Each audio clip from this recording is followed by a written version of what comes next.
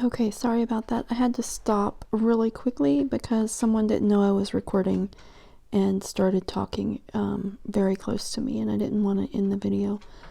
But I think that maybe it's water, maybe it's, I don't know what it is in this piece specifically, those lines, but I love how it adds more story to the world that I've created in this piece, and the next one is like that too.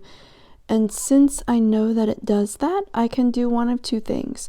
I can remember that it does that and pour intentionally so that the designs that I make with my pour come out how I want them to or how I hope for them to. I could thin my base coat as well.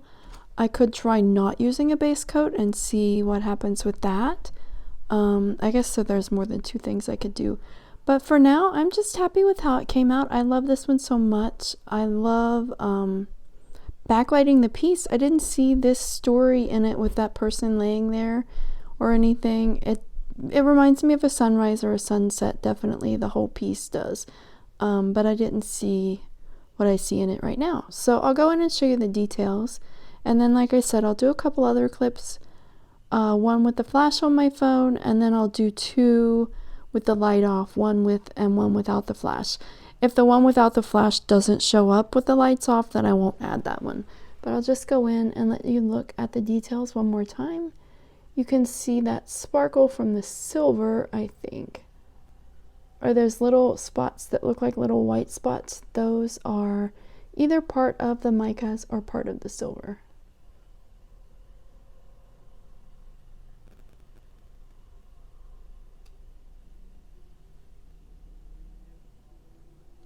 Here's where you're starting to notice the lines of the pour a little bit more, or where I am. I think maybe that's because there wasn't as much coming out of it as there was at first on the top. I think that's why I don't notice it as much at the top as I do at the bottom. There was less paint, so it made more of an effect. Or maybe this was the first part and this is where there was more paint, and then maybe I don't notice it as much where there wasn't as much paint. That might make sense too. I can kind of see a little bit at the top too. So that's something to experiment with. I can see whether that's from the end of the cup where there's more paint so that it has more pressure to go down through and create that line, or maybe it's at the end where I don't have quite as much paint left. I don't know.